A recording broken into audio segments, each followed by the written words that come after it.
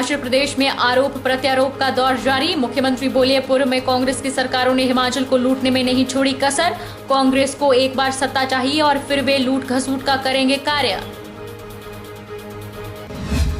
मंडी के पटल मैदान में हुई कांग्रेस की रैली। पूर्व प्रधानमंत्री इंदिरा गांधी और परंपरा पर ही रहा प्रियंका गांधी वाड्रा का पूरा भाषण। 17 मिनट के भाषण में चंद शब्दों को दोहराती आई नजर। भाजपा ने कांग्रेस की रैली को फ्लॉप दिया करार। प्रदेश प्रवक्ता अजय राणा बोले, भाजपा ने कांग्रेस की रैली को फ्लॉप दिया करार। प्रदेश प्रवक्ता अजय राणा बोले, रैली में प्रियंका गांधी ने केवल पूर्वजों को ही किया याद। प्रधानमंत्री का और बद्दी में पिकअप गाड़ी से 100 पेटी अंग्रेजी शराब बरामद। आबकारी विभाग ने 2 दिन के भीतर यह दूसरा मामला पकड़ा। करीब 4 लाख बताई जा रही शराब की कीमत।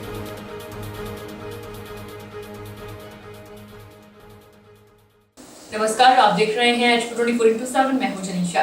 विधानसभा चुनाव जैसे जैसे नजदीक आ रहे हैं, लगातार राजनीति गरमाने लगी है। गृह मंत्री अमित शाह अपने 1 दिवसीय दौरे पर चंबा जिला के भटियात विधानसभा क्षेत्र पहुंचे। इस दौरान उन्होंने कांग्रेस पार्टी पर जमकर हमला बोला। विधानसभा चुनाव जैसे जैसे नजदीक आ रहे हैं, लगातार राजनीति गरमाने लगी है। गृह मंत्री अमित शाह अपने 1 दिवसीय दौरे पर चंबा जिला के भटियात विधानसभा क्षेत्र पहुंचे। उन्होंने कांग्रेस पार्टी पर जमकर हमला बोला। उन्होंने कहा कि कांग्रेस पार्टी का जनाधार बिल्कुल खत्म हो गया है और आने वाले समय में कांग्रेस पार्टी ढूंढने से भी नहीं मिलेगी। उन्होंने कहा कि हम विकास के नाम पर वोट मांगते हैं, लेकिन कांग्रेस पार्टी पुराने बातें दोहरा रही है। उन्होंने कहा कि बिहार विधानसभा क्षेत्र में अथक विकास हुआ है। अमित शाह ने यह भी कहा कि प्रधानमंत्री चंबा के लिए रेल लाए। हालांकि उन्होंने विक्रम सिंह के पक्ष में प्रचार किया। श्री मणि महेश, भगवान कार्तिक स्वामी, चुवाड़ी के प्रसिद्ध नाग देवता, सभी को प्रणाम कर कर मेरी बात की शुरुआत करना चाहता हूं। मैं आज हिमाचल में घोषणा के बाद पहली बार मैं हिमाचल में आया हूं।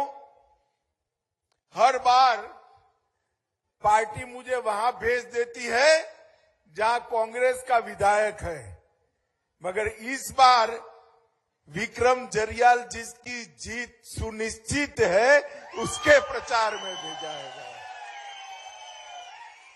मित्रों, विक्रम जरियाल जी ने इस क्षेत्र के विकास के लिए ढेर सारे काम किए हैं। मैं इसके बारे में बाद में बताऊंगा। मित्रों, जब चुनाव लड़ते हैं, 2 दल होते हैं, आमने सामने लड़ते हैं, अपनी बात को रखते हैं, किए हुए कामों को गिनाते हैं। अभी अभी कांग्रेस के सारे नेता हिमाचल में आए, इनके भाषणों की डिटेल को मैंने देखा है।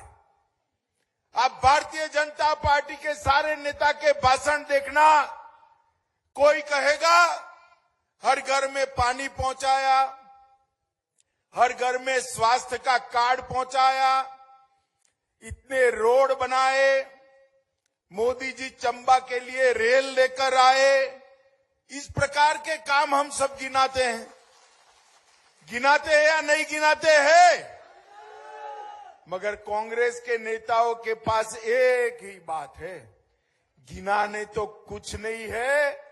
वो कहते हैं हिमाचल में रिवाज है, एक बार कांग्रेस, एक बार भाजपा। केंद्रीय मंत्री अनुराग ठाकुर ने कहा कि ओपीएस के लिए हमारे घोषणा पत्र का इंतजार करें, जल्द ही कुछ बड़ा होने वाला है। केंद्रीय मंत्री अनुराग ठाकुर ने राहुल गांधी पर हमला करते हुए कहा कि राहुल गांधी भारत जोड़ो यात्रा में आज दिन तक अपनी बहन प्रियंका गांधी को जोड़ नहीं पाए हैं। केंद्रीय मंत्री अनुराग ठाकुर ने देहरा और ज्वालामुखी विधानसभा क्षेत्रों में नुक्कड़ सभाएं की। देहरा में उन्होंने बीजेपी प्रत्याशी रमेश धवाला के पक्ष में चुनावी प्रचार किया। अनुराग ठाकुर ने देहरा से बागी प्रत्याशी होशियार सिंह पर भी बड़ा हमला बोला। अनुराग ठाकुर ने कहा कि होशियार सिंह कुछ ज्यादा ही होशियार हैं। अपने संबोधन में अनुराग ठाकुर ने कहा कि रमेश धवाला ने 1998 में बीजेपी की सरकार बनाने में अपना महत्वपूर्ण योगदान दिया था। वहीं अनुराग ठाकुर ने कहा कि ओपीएस के लिए हमारे घोषणा पत्र का इंतजार करें, जल्द ही कुछ बड़ा होने वाला है। अनुराग ठाकुर ने नेता प्रतिपक्ष मुकेश अग्निहोत्री पर भी हमला बोला। उन्होंने कहा कि जो दूसरों को हेलीकॉप्टर पर उड़ने का आरोप लगाते रहे, वही आज खुद उड़न खटोले पर उड़ रहे हैं। मुकेश अग्निहोत्री की जनसभा में सिर्फ 47 लोग पहुंच रहे हैं। जनता के बीच में रहता है, वो नुक्कड़ सभाओं में जाके उनसे मिलता भी, और जो हेलीकॉप्टर लेकर उड़ रहे हैं उनकी अपनी सभा में 47 लोग आ रहे हैं, तो अपने आप में दिखता है जो कल तक दूसरों पर आरोप लगाते थे हेलीकॉप्टर में उड़ने का, आज वो खुद उड़न खटोले में है। ये अपने आप में दिखता है कि क्या हालत कांग्रेस की है। गुटबाजी को क्या लेकर कहेंगे? भारतीय जनता पार्टी में जो गुटबाजी थी, 4 लोग निकाले भी गए हैं, तो किस तरह? देखिए, गुटबाजी नहीं, कोई चुनाव लड़ना चाहता तो किसी ने निर्दलीय के रूप में भरा, हमने मनाने का प्रयास किया, नहीं माने तो पार्टी ने निष्कासित किया 6 वर्षों के लिए। तो ओबीसी को लेकर जो स्टैंड है भारतीय जनता पार्टी ने, अभी आप हमारे घोषणा पत्र का इंतजार कीजिए, उसमें ओपीएस को लेकर भी कोई आप घोषणा पत्र का इंतजार कीजिए। ठीक है, धन्यवाद। हिमाचल चुनावों में ओपीएस सबसे बड़ा मुद्दा है। कांग्रेस ने हिमाचल में पहली कैबिनेट में ही इसे लागू करने की घोषणा कर दी है। वहीं बीजेपी भी लगातार ओपीएस पर संवेदनशीलता से विचार करने की बात कर रही है, तो प्रदेश में इसे बंद करने का ठीकरा कांग्रेस पर फोड़ रही है। केंद्रीय मंत्री जितेंद्र चौधरी ने शिमला में पत्रकार वार्ता के दौरान कहा कि ओपीएस कर्मचारियों से जुड़ा हुआ मुद्दा है। कांग्रेस की तत्कालीन सरकार ने इसे यहां खत्म किया। बीजेपी पहले के पापों को प्रायश्चित करने को तैयार है। ओपीएस पर संवेदनशीलता से फैसला होगा। बीजेपी का चुनाव विचार को लेकर होता है, जबकि कांग्रेस परिवारवाद और सत्ता में रहने के लिए चुनाव लड़ने वाली पार्टी है। जब ये सत्ता से बाहर हो जाते हैं तो इधर उधर भटककर मंत्री बनने के लिए दल बदलते रहते हैं। जितेंद्र ने कहा कि हिमाचल में विकास के लिए फिर से डबल इंजन की सरकार की जरूरत है। उन्होंने कहा कि बीजेपी में कोई बगावत नहीं है। बीजेपी में एक प्रक्रिया के बाद टिकट दिया जाता है, यहाँ एक परिवार टिकट वितरण नहीं करता। उन्होंने कहा कि देश हित के लिए अगले 25 साल भारत को विश्व पटल पर एक शक्ति बनाने के लिए पीएम मोदी के साथ बने रहना जरूरी है। बल्कि कांग्रेस पार्टी का हाल देखिए, 5 साल वो सत्ता के बाहर रहते हैं, इधर उधर घूम रहे हैं कि कहां जाए, इस दल में जाए, उस दल में जाए, और हिसाब किताब गणित लगा रहे हैं। उस दल में जाए तो मंत्री बनेंगे, नहीं बनेंगे, इस दल में जाए तो मंत्री बनेंगे, नहीं बनेंगे। भारतीय जनता पार्टी का ऐसी संस्कृति नहीं है। ये ओपीएस की पद्धति प्रणाली हिमाचल में अडॉप्ट किसने की? वो तो भारतीय जनता पार्टी ने नहीं की।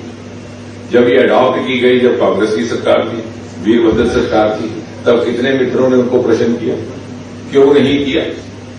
इसका विश्लेषण कौन करेगा? कौन इतिहासकार इसका एनालिसिस करेगा? फिर उसके बाद 2013 में आपकी फिर से सरकार आई है कांग्रेस की। अगर इसमें इतनी तकलीफ थी तो उसको बदला क्यों?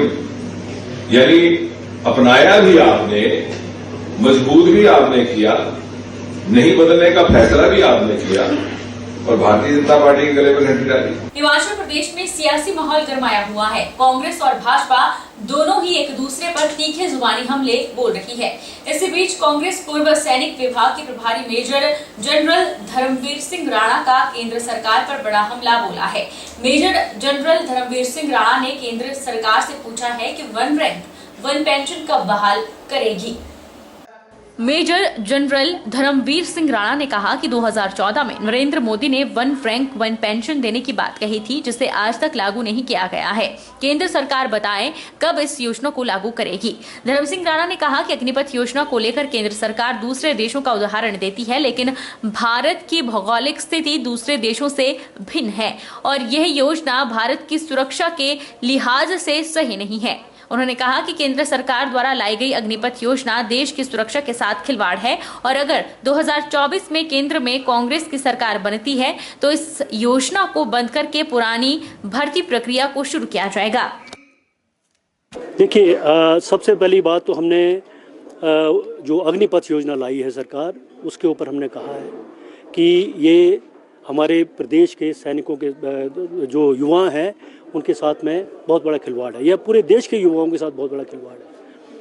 अगर आप ये लेके चलें कि हमारे तकरीबन 4200 नौजवान सेना में हर साल जाते थे, अभी ऑल इंडिया ऑल क्लास होने के बाद हमारे 400 या 500 से ऊपर जवान सेना में नहीं जा पाएंगे। उनमें से भी 75% मतलब तकरीबन 300 नौजवान जो हैं 4 साल के बाद घर वापस आ जाएंगे। तो आप ये देखिए, आप लोग भी, कोई लोग गांव से आते होंगे, एक गांव से 4 लड़के जाएं और 3-4 साल के बाद 3 लड़के घर वापस आ जाएं रिजेक्ट होकर, उनके दिल में मलाल होगा कि उनके दिल में देश की भावना होगी? मलाल ये होगा कि मैंने वही रिटन टेस्ट पास किया, वही फिजिकल टेस्ट पास किया, अच्छी तरीके से नौकरी की, मुझे किस बात पे बाहर निकाला गया? तो युवा के दिल में गुस्सा होगा, ना कि देश के लिए प्रेम की भावना होगी। और आप ये लेके चलिए, दूसरा जो हमें ये है 1 रैंक 1 पेंशन का इशू लिया है, जिसको कि हमने विस्तार में बतलाया। जो ECHS की फंडिंग है उसके बारे में बात की। एक और पहलू जो मैं अभी बताना नहीं बताया है, वो है हमारे 2014 से पूर्ण जो हमारी CSD की एंटाइटलमेंट्स होती थी, कैंटीन स्टोर डिपार्टमेंट की, उनको पूरी तरह से कट किया गया और अभी ऐसे लिमिट लगा दिए गए जो कि हम अपने परिवार के लिए बहुत कमी महसूस करते हैं। सिरमौर जिला में कांग्रेस के कई बड़े नेता चुनाव प्रचार करने के लिए पहुंचेंगे। 2 नवंबर को कांग्रेस प्रदेश अध्यक्ष प्रतिभा सिंह पछाड़ विधानसभा क्षेत्र के राजगढ़, जबकि कैंपेन कमेटी के चेयरमैन सुखविंदर सिंह सुक्खू नाहन के मिश्रवाला में जनसभा को संबोधित करेंगे। यह जानकारी जिला कांग्रेस चुनाव प्रचार प्रसार समिति के अध्यक्ष बृजराज ठाकुर ने दी। ठाकुर सुखविंदर सिंह सुक्खू जी का जो है मिसरवाला में 3 बजे जो है उनका भव्य स्वागत होगा और बहुत बड़ी रैली को संबोधित करेंगे। और कल ही जो है हमारी प्रदेश अध्यक्षा प्रतिभा जी जो है राजगढ़ में जो है दयाल प्यारी जी के पक्ष में जो है एक जनसभा को संबोधित करेंगे और मिसरवाला में अजय सोलंकी जी के पक्ष में जो है हमारे प्रचार कमेटी के अध्यक्ष सुखविंदर सिंह सुक्खू जी जो है एक बड़ी रैली को संबोधित करेंगे। हिमाचल प्रदेश के अंदर और जिला सिरमौर की जो है भाजपा सरकार ने पिछले 5 वर्षों में जो अनदेखी की है, बेरोजगारी की बात करें, 14 लाख हिमाचल प्रदेश के अंदर बेरोजगार जो है वो रोजगार के लिए तरस रहा है।